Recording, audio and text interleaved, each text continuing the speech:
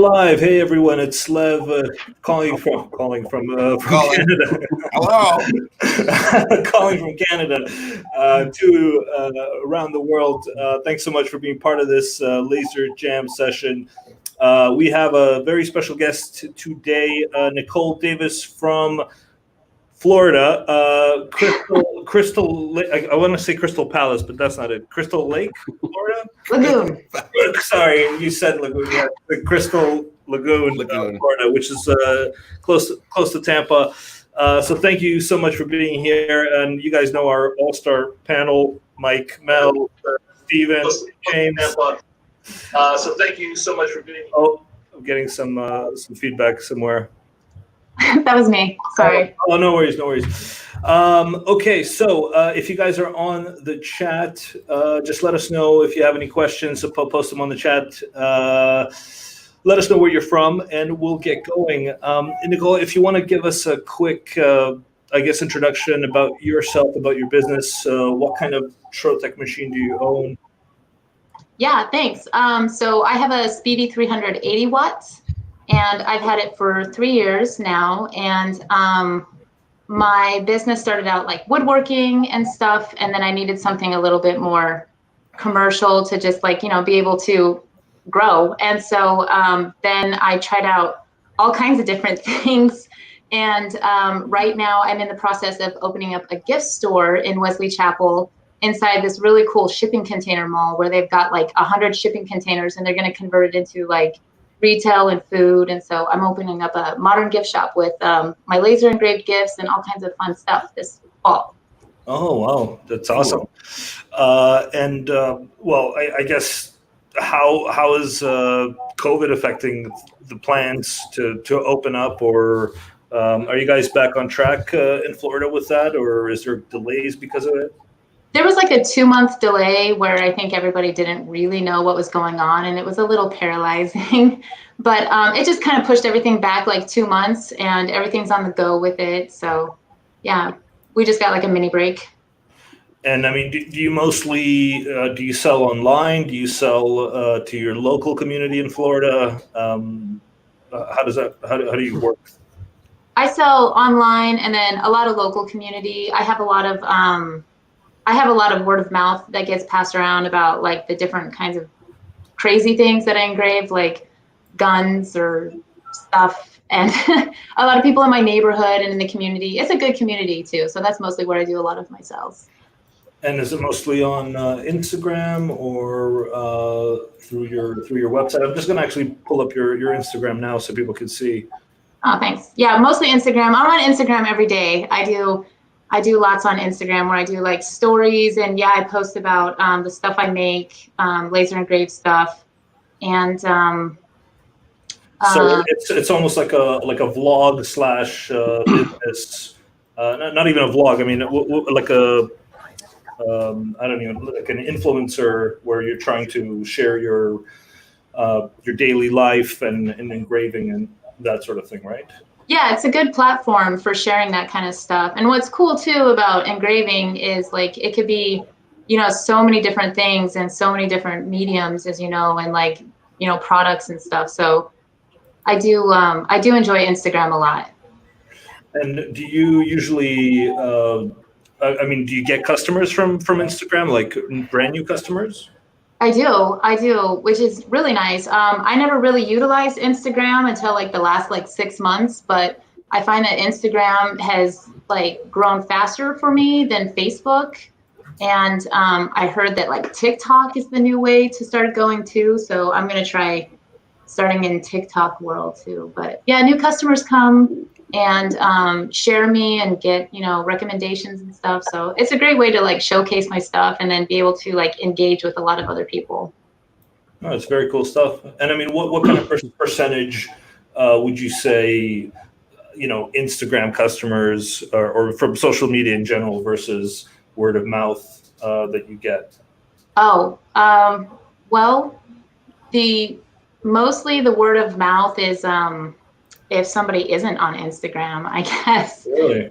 Yeah, and it's usually the older generation. I have this really sweet old man that comes in and wants me to engrave his bowls. And he's not on Instagram, but he was word of mouth. And most of it's all social media. Stefan from Germany is asking for a link. Stefan, if you go to Reppin' My Hood from Instagram, you can find her there. What is it? Rep in my hood? Like Reppin'. Yep. Zoom in on the handle. Zoom in. The handle? Well, you know, like it says it at the top of the post. Oh, I don't know if. Oh, there. Yeah. There you go. Yeah, oh, repping. In my hood. That's awesome. And sorry, your business name. And did you launch a website yet, or no? No, I haven't launched my gift store website yet, but that's allgoodthinggifts.com, and then the Instagram handle will be allgoodthinggifts, and then I'll have a Facebook and everything too. But yeah, that's going to be all gift shop related. This one's a lot more personal, but it's got a lot of cool stuff on there too. Yeah. So Nickole, what's the weirdest thing you've engraved? We need to ask. Yeah, we always ask that question. I heard this, and actually last night I just engraved a gummy bear, which was it did not turn out so well. The gummy bear was like sticky, and I had to make like several passes, and then I ate it, and it was not good. My son ate one off the driveway when he was really young. It had been there for about 4 days, and it was flat. And he walked up and he pulled it off the driveway and he ate it. No. Oh. Hey, Lev, can you click on the shotgun that she engraved? It's way up. I saw it. Somebody was asking about it. Yeah, actually, the LCD is asking, engraving guns, do you have a flex? I don't think you have a flex, Nickole. What? Oh, you're engraving like the gun stock. Yeah. There's one shotgun on top, actually. That's quite interesting. So I'll try to find it. Go ahead, Nickole. The wood gun stock and then a metal gun stock too, which and I have another gun that I'm going to engrave too. Yeah, so I was just removing the color on that one, or the powder coating on that one. So you don't have any flex? Yep, just use my CO2 laser, my Trotec. Do you do it at home? What's that? Let me ask you a question, Nickole. Yes. Sorry. Just for all the people, what was your how did you feel when you were setting this job up and doing it?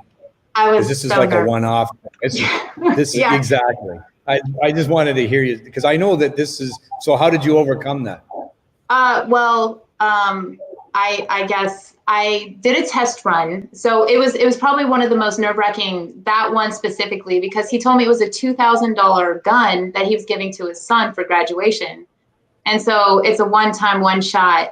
I really don't want to mess it up. So I did a test dot, like on the other side, where like the serial number is. And I just measured my settings really well. You know, I made sure everything was straight, and I had to manipulate the doors with magnets so that it could open. But yeah, I just threw it in there and then held my breath, and it came out really nice. It looks very good. Yes. Yeah. Now, were you going to ask something? No, it's okay. You know, I did. Mike asked it. That's actually. I have a question. Yeah. When did you charge extra for the fact that it was a nerve-wracking, expensive part? I get this question all the time, and I used to, but yeah. Tell me what you did. No. I'm curious about what you're doing. Well, I charged enough to where, because it was so scary, I don't have to do it a lot.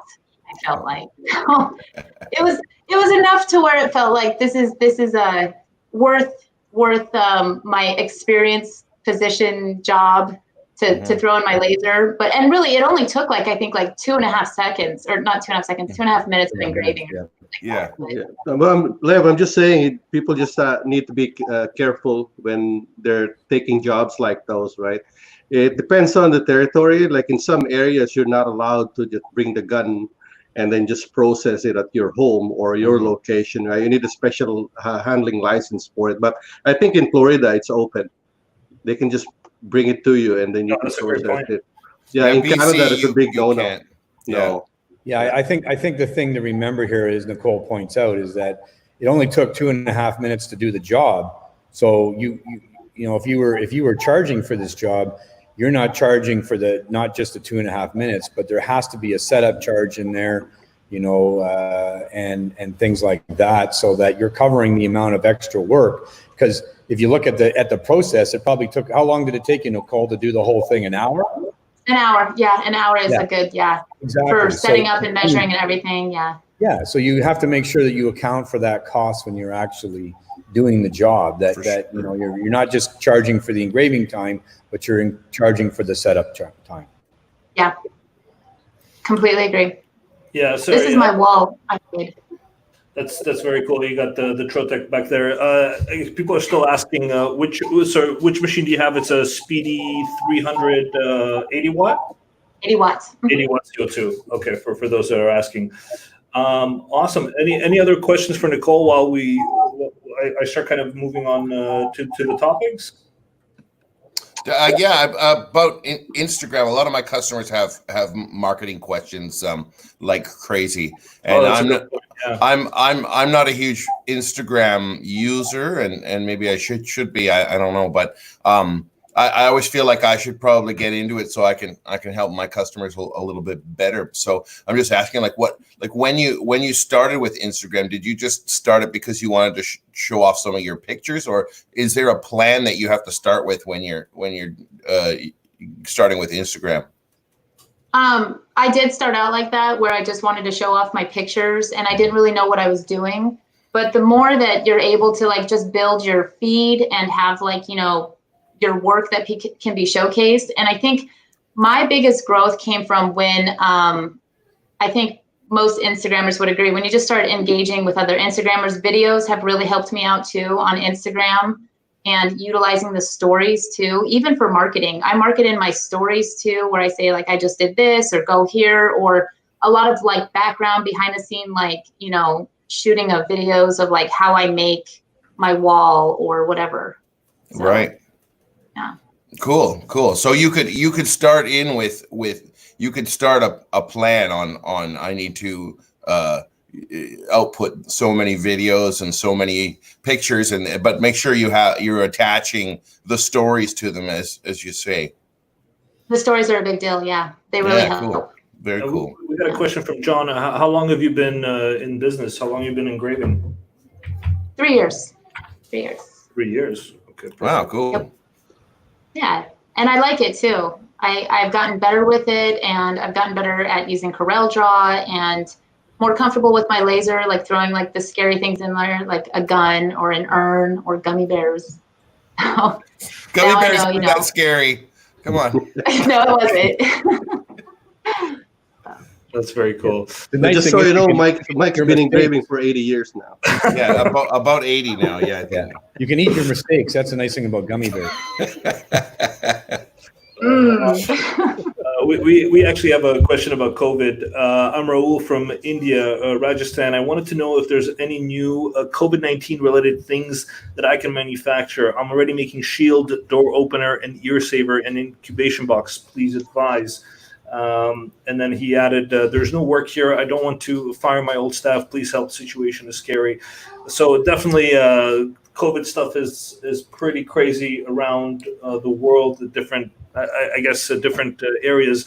I should mention we did have a global COVID webinar a couple of weeks ago. So if you are on our channel, you can find it there. We spent about an hour and a half talking with Trotec users around the world on what they can do, what they have been doing for COVID-19. Nickole, have you had any requests like to do face shields or door openers or anything like that? I helped out with Tampa Bay to do masks and did mask cutting, like the fabric, the cotton mask cutting for them. But that's about it. I've stayed out of the whole acrylic mask making thing. Besides that, yeah, that's interesting. We had Stefan from Germany a couple of weeks ago, and he was saying he didn't actually do anything. He was using, he's mostly his online store, which is similar to yours, like custom gifts and all that kind of stuff. So I found that interesting. Yeah, I think people are still wanting to purchase too, at least here anyways. They have sort of like an itch for stuff, at least convenience too, to be able to not have to drive somewhere. And Awesome.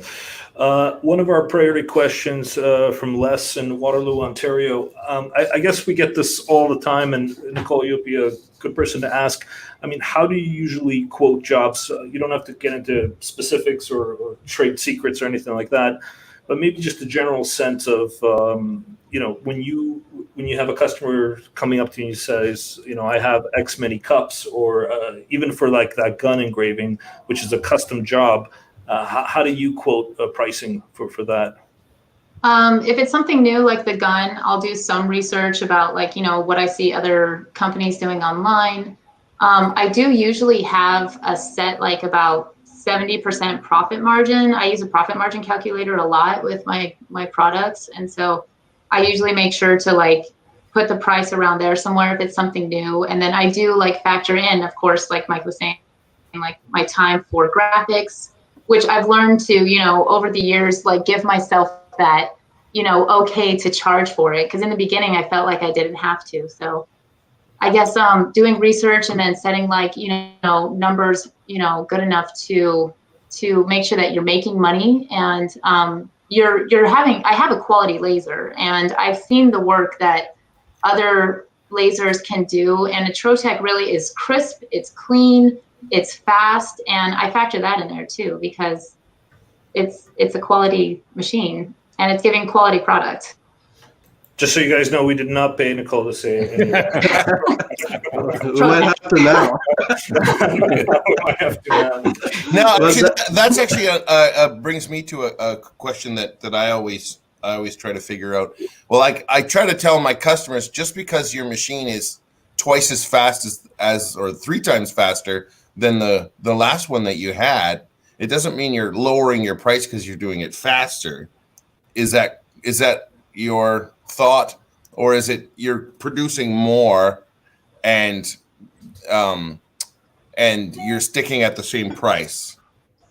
Yeah, I think I'm producing more and being able to just do a quicker job and a higher quality job. And it took me a while to get comfortable too, to, making sure that my prices were what was, fair to my growth too. My prices haven't always been what they are now. I didn't used to look at profit margins or charge a high amount or whatever. I wouldn't feel comfortable 3 years ago engraving a gun for what I did. So it takes time to learn and feel out there's some jobs I've undercharged and there's jobs that, I've learned less. How did you figure that you undercharged them?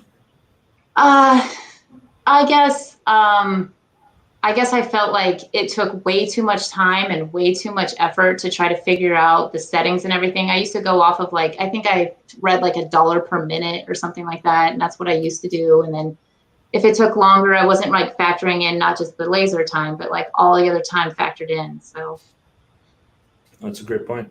Yeah, that's the biggest advantage actually. You have to price out your jobs based on profit margin, not on markup. That's the safest way to do it. I agree with Nickole. That's how I've been training my customers since day one. Profit margin is the best, the safest way to go. Yeah, it makes it easy using a profit margin calculator. Yeah. Yeah, and 70% is the industry standard. A lot of people they could go more, but 70 is probably your minimum. She should be. I agree. I totally agree. And did you ever? I don't know if James asked this, but did you ever call competition, seeing what kind of market price is out there in your local market? I tried that once and it was unsuccessful. I was too nervous. And so I just went online and did the behind scenes, looking like Etsy or maybe a local shop that does something else or, Oh, interesting. By the way, do you sell on Etsy? No, I don't sell on Etsy. Okay. No, but I buy on Etsy. Do you have plans to once you open up your shop and you have standard products to sell on Etsy? Probably not. I don't know. Etsy's just not my style, I think. And it's not about the fact that Etsy takes out a percentage or whatever, because even on my website, I pay a percentage of whatever fee, and you're going to pay that percentage anywhere.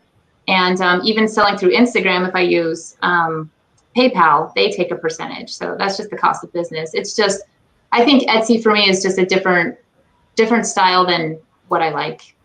It's just a personal thing. You got some fans in the audience, Nickole. Oh, Nicole's very talented. I'm following her, and everything she made for me has been perfect. Nice. thanks, B. Awesome. I think, I mean, I've never experienced Etsy as a seller. Etsy, by the time I didn't have my shop anymore, there still was no Etsy. But I would imagine if you put your stuff on Etsy, the minute you are showing your stuff, now Etsy's put on 15 other things that are just like it. Now people can just price compare. I mean, it's a buyer's market in Etsy, I'm sure. I use price comparing for Etsy a lot. And in fact, I would recommend selling on Amazon more than Etsy too, because Amazon, you're going to be paying those fees again, but at least Amazon, you could do things like the 2-day Prime and send your products already made so that people can get it shipped 2-day Prime. It's a beast of a program to learn, or not, well, that is such a great advice. Yeah. So you are actively selling on Amazon right now? No. Oh, you're not. Okay. Okay. Well, you plan to. I plan to. Okay. Yeah, gotcha. Yeah, we actually, I don't know if you've seen, we did this a couple of years ago, for like an Amazon webinar with Thaddeus from Nazani. It's a company out of Utah that does Amazon consulting. So if you ever need their services, they actually help, small, medium-sized businesses to get started on Amazon. And they do a lot of the work for them. So did you see that by any chance, Nickole, like a couple of years back? I did. And in fact, we did a little bit of work together with Thaddeus and stuff, but it was like a really overwhelming process for me. So Really? it just like dropped to the back burner. But yeah, Amazon even works too if you're a small business too. You don't have to be like super large or manufacturer or whatever. You could pre-make like 24, 48 laser engraved cups and then send them off to Amazon. And it has all kinds of great analytics and great ways to, research, like, how you're being found and where you could advertise different places in it. Amazon's and it's really credible too, saying like, you can find me on Amazon. Yeah. Very cool. Also, Stefan from Germany is asking if you have any employees right now. I don't currently. It's just me. And when I have my gift shop open, I'll have an employee. But that's new territory for me too. So I'll have to figure that out. That's very cool. No, it's good to see starting from a home business and actually expanding to the retail business. I think that's really cool. We have a question from Nick from Linden, Belgium. How to glue and bend acrylic. Now, before we get all technical, Nickole, did you ever do any kind of stuff like that in terms of gluing or, bend? I don't know if you have a heat bender at your location. No, I would like a heat bender and to work with acrylic more, but I haven't mastered that either. I would like some tips also on how to glue acrylic because it's like putting ice on ice. So. Okay, guys. Well, you have the experts here. Take it away. First, let's start with gluing acrylic. What do you guys recommend? Stephen. Stephen, yes, Stephen, our expert. Well, sorry, Stephen, you unmuted yourself. I mean, you muted yourself. He muted himself. I don't think he can hear us. No, there you go. Yeah. I'm sorry, I'm struggling to hear you. Stephen, what do you recommend for gluing acrylic together? Well, a lot of these, the companies that sell PMMA acrylic, they sell a glue, and it's proprietary to their brand. But a makeshift solution, I've seen a lot of people using chloroform, but that's normally for temporary, for mock-ups. Mike, I'm not too sure around here, but in South Africa, we had a company that sold its own glue. It had a high chloroform content, but then there's other components in there. But I've had a lot of customers using chloroform only, which I don't think is exactly right. It's supposed to be mixed with something, but being new to Canada, I'm not too sure where to get this stuff. Well, I think most people are using the methyl chloride, right? But again, you know, I mean, there's no way that Lev could have used methyl chloride when he made the aquarium. Right? So No, we sell it here. Actually, we sell it. It's called Fast Bond. yeah, It should be on our web store there, Lev. Yeah, George just texted me methyl chloride. He's our methyl chloride. Yeah. Methylene, Just chloride. Make sure you put the cap back on really quick, because normally what you do is you get a can and they give you an applicator, like a plastic with a syringe. Because a couple of times you leave the cap off and then gone, evaporate, right? So yeah, be careful with it. Well, there was also like acrylic weld or something. I forgot what it was called. The brand. Yeah, it's the same stuff. It's all methylene chloride. Yeah, and the heat bender, we sell that at Trotec as well. If can we show that? In Canada? Yeah, that's a good point, Mel. I'll show that. Does anybody want to, while I find it, explain how the heat bender works? Yeah, well, really on the heat bender, you've got a round heating element going the length of a box, basically. And what you're trying to do is you're trying to heat a minimal area there, and then you take it off and then you bend it. Okay. If you have this is just a tip. If you have a CNC router or an engraving machine, what we used to do was we'd actually engrave a slot in the back of the material, and then we would heat that slot up that we cut, so that when we bent it, it bent exactly at the point of the slot. Right? So, Lev's showing the bend here, which is fine. But if you have to we used to make a lot of tags for like the engraving tags that people put in their pockets of their shirts. Used to see that a lot, with the dancers and everything like that. Square dancing tags. Square dancing, thank you. That's the word. Yes. So you'd have to bend you'd have to do a huge bend on there. So if you put a slot in there, then it bends perfectly at the actual slot. You could engrave a slot there if you want, but if you've got a CNC, it's quite quick just to do a quick pass, with the engraving machine, and then you can bend it. But you can see Lev's bent it pretty precisely there too. So yeah, that acrylic heat bender, you can bend up to 6 mil, no thicker than 6 mil. And you want to make sure. I know some fabricators told me that they put a thin piece of trolleys underneath, so the acrylic isn't touching the strip directly.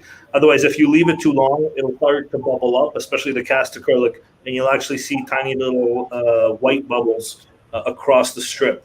So you want to time it right. But yeah, you can bend not just clear acrylic, but here you can actually. This is our Troglass gold acrylic, which is also cast, so it's not clear. And we made this sign here just on a heat bend. And it's like a 2D/3D sign that kind of sticks out. You can see it there. Good. Yeah, that's super cool. Yeah, the only challenge is that it only it bends on like across on a line, so you can't really twist and shape it into any form you want it to. It's just in one direction. So that's kind of the limitations of it. I mean, you could probably use some sort of a heat gun, if you wanted to do sort of some spot bending. But normally the heat benders, most people want to make a long, heated area and then bend the whole piece. So the heat bender works really well. So yeah, the guys are saying weld on. I guess that's a brand of some kind of a methyl chloride. Right on. Yeah. I actually don't know this. So what temperature does the heat bender create? Do you guys know this? God. I mean, acrylic is 250, I believe. I think it's softening point. So I'm sure it. Sorry for all of you, the rest of the world and Canada, who is all metric. We get all our information in the old days from American sources, so we still use Fahrenheit up here a lot. 120 Celsius. Thank you. But I'm sure the bender goes hotter because I've accidentally left a piece on and it got really bubbly really quick. Yeah. Oh, Stefan's saying 265. Is that Celsius? Because Stefan's in Germany. No, that's Fahrenheit. Okay, I hope so. Maybe it's Celsius. Yeah, 265 Celsius is Celsius, way too hot. Your acrylic's dripping by that time if it's in Celsius. Wow, very interesting. Awesome. Okay, just moving on. Fred from Valencia, California. Is there any way to have the laser bed return to its top position when you turn on the machine? When you turn the machine on, rather than doing it manually every time? And I guess we can ask our resident tech, Stephen. What do you have to say about this question? I was reading as rather than doing it manually, when you turn the machine on, it does go to its top position. It does. It's supposed That's to. the nature of our machines. It drops the Z-axis first, then it moves the Y and X-axis to the top left corner when you start the machine. The laser bed. He's saying that. Okay, all right. Yeah. So the new Speedy 400, there's a setting where you can disable the. Now I see what the person's saying. It's only the 400 that you can actually stop it from dropping all the way to the bottom every time you switch on the machine at the moment. And as newer machines come out with the new 400 type electronic sets, I guess that's going to be added in those machines. Yeah, there is a way to do it. I think there's in the INI file, you can actually turn off that auto homing, right, Stephen? I think if you want, but then you don't. I mean, John told me that there was a way of doing it. But normally what I tell people, I know this, some people don't like it because it goes all the way down. It needs to go all the way down. So exactly. Program the set. Yes, what John told you is there, but it's not something that we wanted. I wouldn't want to broadcast that because the table going down has a very, very important purpose.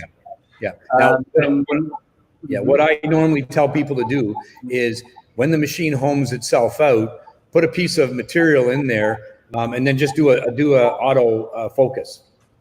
While you're doing something, while you're working beside the machine. And then what will happen is the machine will come up by itself and it'll at least come up to a certain point. Then if you need to fine tune it, you can do that after the fact. I mean, that's typically what I've told people to do. But in terms of a polished end user feature, it's the new Speedy 400 has that feature. Yeah.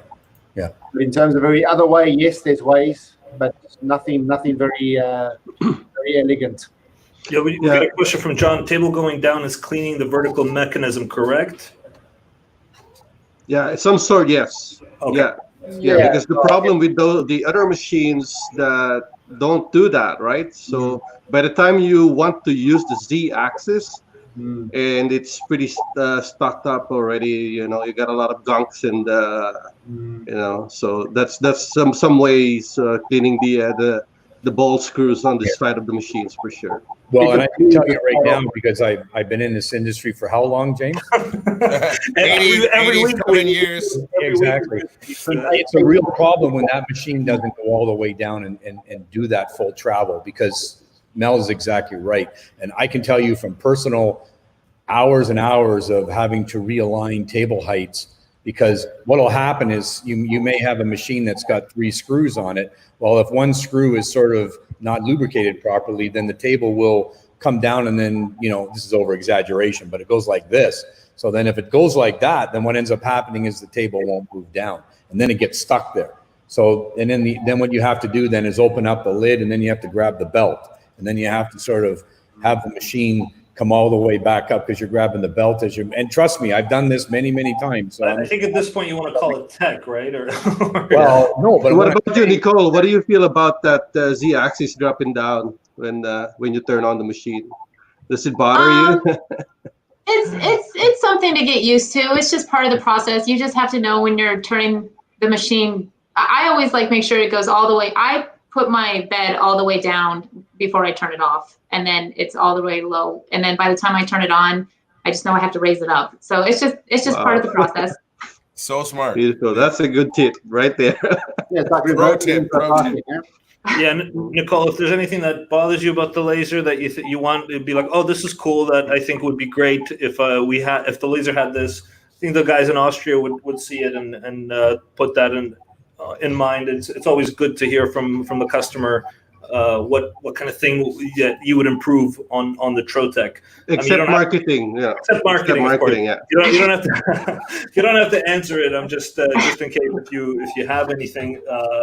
I think the application development guys in Austria would watch this at some time, and it'll be a good even this question about the table dropping would be good. So yeah, maybe table speed not dropping as slowly as it does. It seems to be super slow when it goes up and down. Or I think if I had a pass through all the way, I think the 400 has that. Yeah. Doesn't it? Where the top and the back open, or the front and the back? My 300 only the front opens, so I'm a little limited on what I can put in one way. I guess you're just going to have to buy a 400. I was going to say, it's time to upgrade. I know a guy. Yeah. In Florida, right? If you buy it from Canada, you get a really good. I'm just kidding. Okay, so I'll move on to the next question. Oh, hold on. I might have comments. Last week when watching the alignment video, out of curiosity, I thought I'd check, but I couldn't get the machine to test fire. What buttons do I push for the Speedy 360 CO2? Steven, is that something you want to comment on? This pointing. We'll give you a second. On the Speedy 300, you're going to press the repeat and the shift button at the same time. 360. On the 360. Yeah. Okay, it's the pause stop button and the button next to it at the same time. Okay. Right? Yeah. I have muscle. You know more than I do. I just push but it is on the 360. The 360's got the same control panel, so it's the shift and repeat button at the same time. Yeah. Yeah. Shift and repeat. Repeat job and shift job. Which is your go button. Yeah. Play. Yeah. And somebody commented initializing up is a safety concern, can crash head. I think we talked about it last week, but that's more for the Speedy 100, right? No, 100 and 300. Oh, that's when you put the honeycomb on. You're right. Okay. Mm-hmm. Yeah, I've never crashed a head on a 360 or a 400.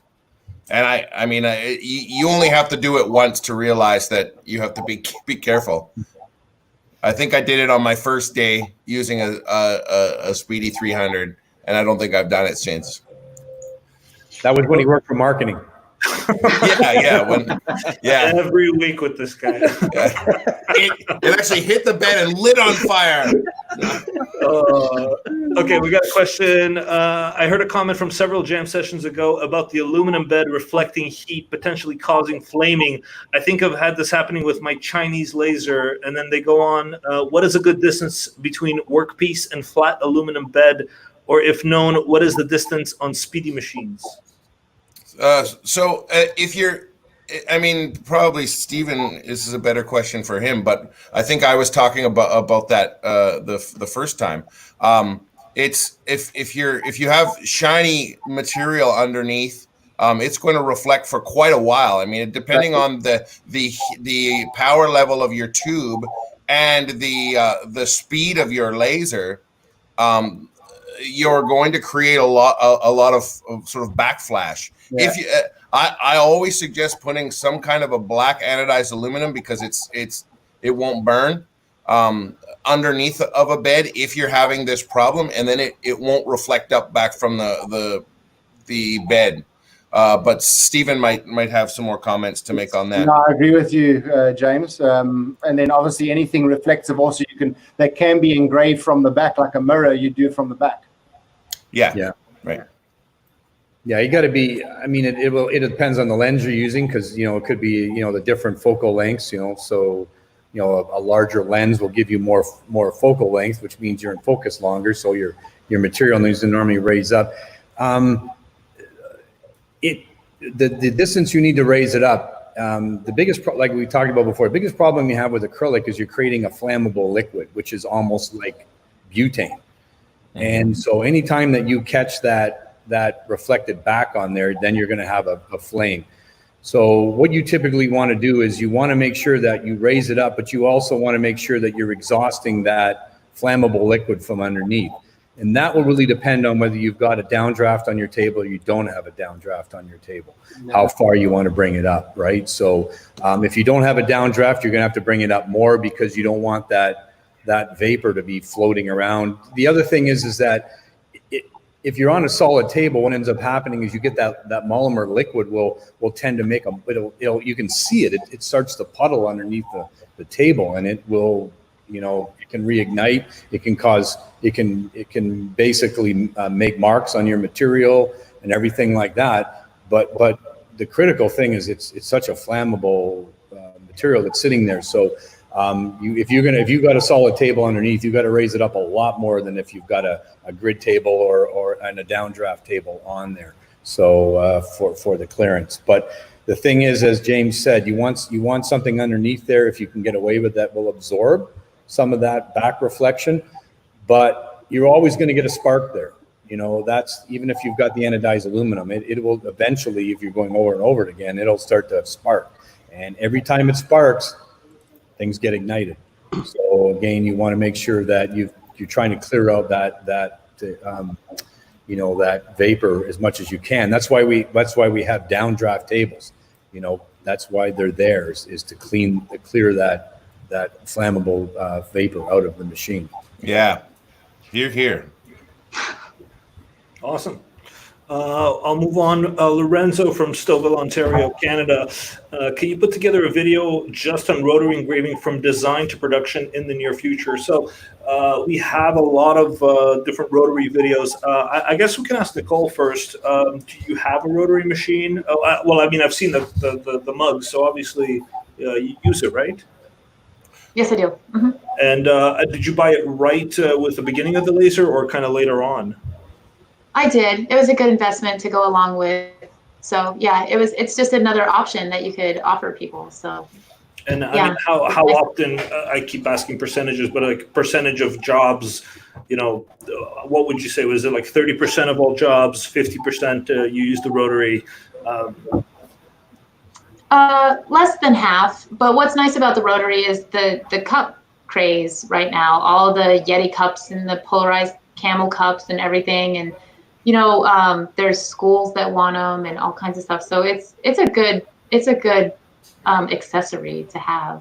And I don't know, less than half really. I don't do a whole lot of rotary stuff. Maybe 25% of the time, would you say? Yeah, 25% sounds about right. 25. Yeah. Okay. So yeah, we have lots of rotary videos. From start to finish, we're gonna have. I was gonna plug this a little bit later, but we actually have a show coming every week, probably starting next week, and we're gonna call it the 1 hour Rayjet Laser Design Challenge, where for 1 hour we basically take an idea, like I don't know, a cake topper or a coaster or whatever, and we go from inspiration, finding how to design the design element, and actually engraving and cutting it on the laser. So we're definitely going to use the rotary on the Rayjet. We do want to focus mostly on the Rayjet because if you can do it on a Rayjet, you can do it on any Trotec machine. So just keep an eye out for that. Lev, go to sublimation.ca. I never heard of that site. What is that? It doesn't work. Oh, okay. Sorry, forget the name sublimation.ca and only go to Trotec. Well, the only reason I say that is because I do have 6 videos on the rotary machine, right? Do you have engraved.ca? I don't think you've got all of them. Engraving. No, engraved.ca, that's it. Oh, is it? Yeah. Oh, you didn't pay your bill, Mike. I gotta go back.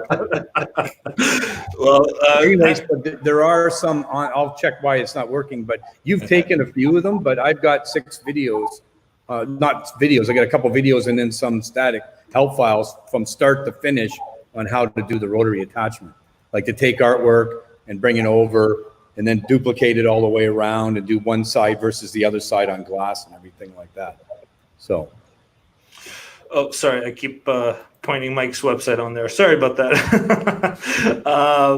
Okay, so I think this is a really good question. What is your markup for bulk orders? How much of a discount do you give? Nickole, while you kind of think about that question and how to answer it, Mike or James, do you, James had an engraving business for a long time. How did you deal with like bulk orders? Well, I mean, you can have a set price for a lot of things. Like we did a lot of name tags, so you can have a set price for 1 to 50, 1 to 100 parts. But the minute it starts to become a commodity, you have to sit down and work out the price like a commodity. So you're sitting down with a new spreadsheet, and you're figuring out what all your costs are. And you're figuring out like all costs involved, because I mean for really large orders, maybe you're making 10,000 name tags for somebody. Now you're talking in full sheets of plastic. You're talking getting name tag backings or magnets in bulk. You have to, at that point, you can start to push for better pricing as well from all of your suppliers, except for us. Don't bother doing that because we're just nice. So, but you have to work at it as if you are creating a commodity more than just a small project. So your set price of $1.50 a minute or something really flies out the window at that point. You have to look at it in a matter of how much time is this going to take me, because there's lots of other factors involved. Yeah, I mean, talking to people over and over the years, and everybody's going to be different on this too, because I get some people that I try to use what Jim had said, and they said, no, I charge, doesn't matter whether it's 1 or 1,000, I'm charging $6 a name badge, and I'm that's what I do, and what Jimmy says is good, but I know there's people out there that they would rather just charge whatever they feel like charging, and they set their own rates and everything like that too. So name badges are a great example. I mean, I've seen name badges even in large quantities. I've had guys say that I sell 1,000 name badges and I'm still charging $6-7 a name badge. Mm-hmm. Right. So, where you might take somebody else that might look at it a little bit more, from a time costing standpoint, and that charge may go down to $3.50. Who is right? That's called free enterprise. But you just got to make sure that it's interesting for you. If the job stops being interesting, i.e., you're not making enough money, then you're not going to want to do it. So when you're calculating this, you have to say, if I'm going to be sitting at that machine for 3 weeks, just staring at the same product over and over and over again, I'm not going to get time to market. I'm not going to get time to go out and sell. Maybe you're like a 1 or 2 person operation. You're not going to get time to maintain your equipment. You got to figure out what is all those factors worth to you. It has to make sense. So just skimming over, your 20% profit margin on 10,000 name tags, it's not going to be interesting. You might be excited because you can see how much money you're bringing in at the start, and wow, I'm going to make $35,000 on this order. But if you don't do the work at the start, saying, well, I'm not going to get any other orders, I'm not going to be able to go out and sell or really maintain my people, that money starts to look smaller and smaller and smaller. So you really got to do that work on the front end with bulk orders. And yes, I did have a 10,000 name tag ordered, and I'm speaking directly from experience, because yes, we did charge enough, but I really took the time to figure out how much it was worth, because there were other people vying for that business as well. And some of those people might not have that in mind, where they might just be dropping to the bottom and not making any money. Not making any money is a great way to just work all night and not get paid for it. I mean, you work till 2 a.m. and you wonder why at the end of the month you're not paying your bills. Your prices are too low. raise your prices. Nobody wants to work as a slave for themselves. So I don't know. I could speak on that all day, I guess. No, that's a good tip, Jimmy. That's certainly very important, because you're right. People have to look at it as, this machine is going to be running for X amount of hours. I'm not going to be able to do anything else. Right. So, this is a question. Sometimes people say, well, is it better to have 2 small machines versus 1 big machine? Right. Because the question really becomes is, am I doing, what am I really looking to do? Am I going to sit here, if I'm going to cut face shields for the next, 3 weeks and not do anything else, and maybe it's good to have 1 big machine, but, if I'm going to cut face shields, but I still want to do my existing orders, well, it might be better to have, 2 smaller machines, right? So, because now one, I can do my normal stuff, and then I have the other machine to do all the, all that big order with, right? So that's very, very important. I'm going to take my screen for a second. I just want to come back to something. I'm going to share my screen. Okay, go ahead. Okay. Did you fix your website? Somebody was saying you're going through Global WAN. That's why. So if you type in rotary. How to stump Mike. Ask him to share his screen. There we go. There you go. So there's changing the cones on the Trotec rotary. Wait, hold on. I'm not seeing any. You're not sharing any screens, Mike. Am I not sharing my screen? No, not yet. Oh, sorry. There we go. Wait, there it go. I see it. Okay, so changing the cones on that's a video. Working with the Trotec, again, part 5, part 4. So this one here these are videos up here, but these are static. Actually, I wasn't on the global WAM. Did I spell sublimation wrong? I saw you do engrave.ca. No, sublimation. Yeah, but the global WAN shuts down a lot of the websites. That's the problem. Oh, I see. Right? Okay. So I go through how to measure the circumference of the glass, and I take this everybody step by step all the way through this, how to bring a job in and everything like this, right? How to put a piece of masking tape on here and everything like that. So there's 6 different jobs that work with. So basically, you can start with working with this is the basic setup, and then this is a little bit, 2 is a bit more complicated, 3 is more complicated, and then these are some videos, and then I get a lot of questions on, about changing the cones from one side to the other. So, but I think that's what Lorenzo was asking about. So, it's a good point. Thanks, Mike. So the website does You're the work. guy to know. I'll let Nickole answer the other question about bulk orders. Nickole, what do you usually do? I mean, I don't know if you can disclose that kind of information, but what is kind of the biggest order that you've ever received? How did you price it or decide to price it? Research. And yeah, I actually watched, I agree with James. James did a video. I don't know if it was your van video or something where you were talking about like pricing out orders and stuff, but a lot of what James said, just, making sure you're looking at all factors involved, even like, how long it takes you to unbox something and then put it back in the box, or how much the freight is or whatever, and factoring in all of that. And I think mostly it's just, you kind of go off of that. I think sometimes when you're looking at like even like the profit margins, you look at like, oh, it's a 15% discount for 100 to 200 or something like that. Like going off of that, and you don't use that as like the rule of thumb, but just where to start and where to go on either side of it with all your factors. That's what I would suggest. That's what I do. It's true. No, that's great. Yeah, awesome. we had a client once long time ago send a like a pallet wine openers, and they had sent me the samples, and we did the samples and did the pricing, and everything was done. And then when they sent it, they were all boxes within boxes, and then each one was boxed inside the box. And I had to go back to them and say, well, we got to reprice all this, and they ended up taking the pallet back because it was going to be too expensive to take out. And there was a bag; they were in bags inside of boxes, and every bag was taped. It's like a Russian doll, right? It was.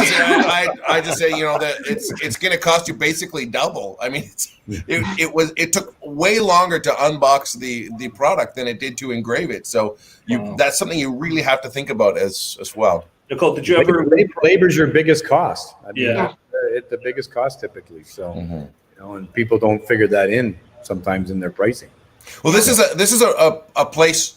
This is a industry where there's a lot of people just working for themselves, and so they think that their time is worth nothing, and often don't write that $100 an hour in. But you gotta give your time worth $100 an hour. You're gonna be happy. Yeah, It's don't gonna feel be bad about it. interesting. Yeah. Nickole, did you ever have to go back to a customer and say, look, we got to reprice this because of X challenge or something that was unforeseeable? I've had, some things where I said I could do it, and then I came back and said I couldn't. It was too difficult. I think I had a basketball once that there was just no way that it wasn't just like any basketball. It was like a super special kind of like a kid gift something or basketball, and it wasn't something that I could do. So yeah, I feel bad. But you're not going to learn either unless you just like play around with it. Oh my God, how have I just forgotten? Neville with Austin Engraving. He's taught me a lot, and he has a Trotec, and he says like, I'll throw anything in the laser. If it messes up, then I'll just pay for another one. So like being able Like to a just, shotgun. what's that? Like a shotgun. Yeah, like a shotgun, like $2,000 shotgun. but like, I mean, it's just experience and learning and trying to go outside the box, and then, making sure that, you feel worthy enough of like making the money that you deserve too, because it is like your own business for a lot of people. And it's not just crafts and, fun games. It's, it could be like serious things for serious businesses. And it's just about evolution and growth. Yeah. Yeah. I mean, if you want to really learn about what you can charge, go to like one of the kiosks in the mall, like things, and see what they charge for their product, and realize that people will pay for that.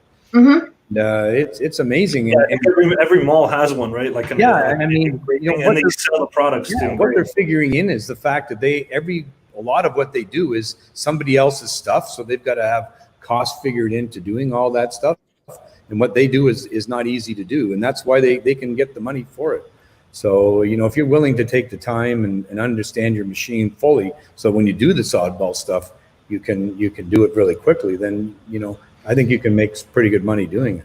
Yeah, and I think I've actually did that once, like years ago, and I think they charge per letter, right? They charge per letter, yeah. That's phenomenal. Like I had a guy did a plaque. It cost him $7 for the plaque. They charged him $80 for the engraving, and It was just on a plate. So, and people do that because they need it. They need it right away.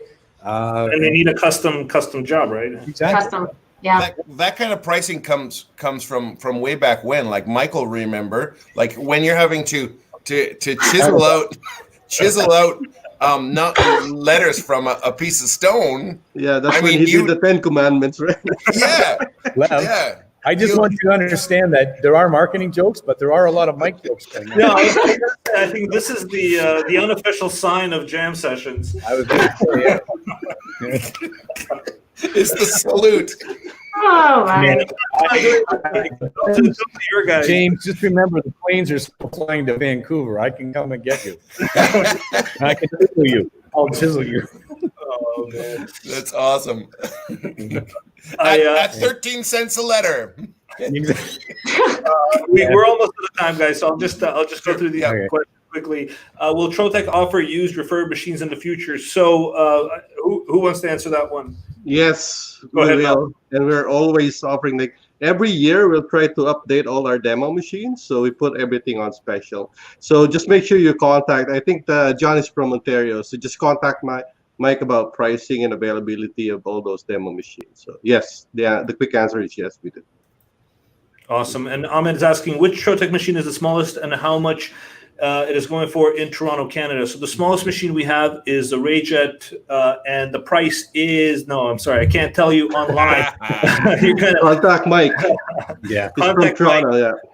We can't give pricing online for obvious reasons. The pricing does change from country to country, and we have people around the world watching us. So please make sure, if you're in Toronto, call Mike, and he'll get that for you. You can always just email us, youtube@troteclaser.ca, and we'll forward that to Mike. I guess one last question before we go.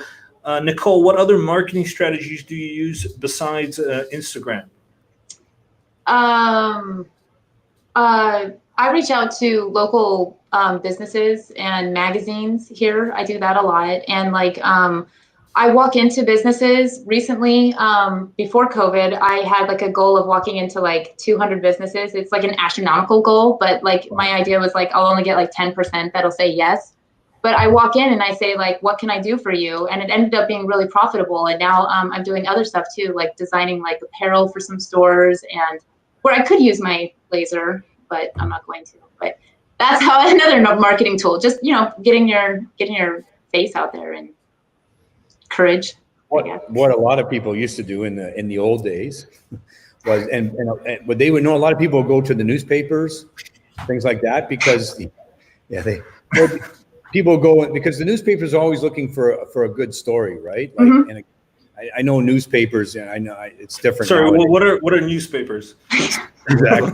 Yeah, but think about, like, if you have a good business, sometimes, you know, you can, the trophy shops or whatever, or the engraving shops would open up, and they would go to the newspaper and they'd say, you know, they would do an expose on them, right? Where they would come in and they would ask some questions, and it was free advertising, because you think all the newspapers that go out there and the people are doing a story on them and basically doing free advertising for them, right? So don't forget about some of your local, I mean, some of the businesses, some people will join the business councils in their town or whatever, you know, because they have meetings every Thursday or whatever, and you can network in those types of areas. LinkedIn is, again, you know, we talked about Alignable last week, you know, where you can go out to a lot of these B2B type situations and do some advertising there too. So that's a great point. Okay, I think we'll end it there. We're just over an hour. So again, I want to thank our very special guest, Nickole Davis from Florida. Thank you for being with us for an hour, and we'll see everyone next week. Thanks so much, guys. Thanks. Take care. Yeah, bye. Bye, everybody.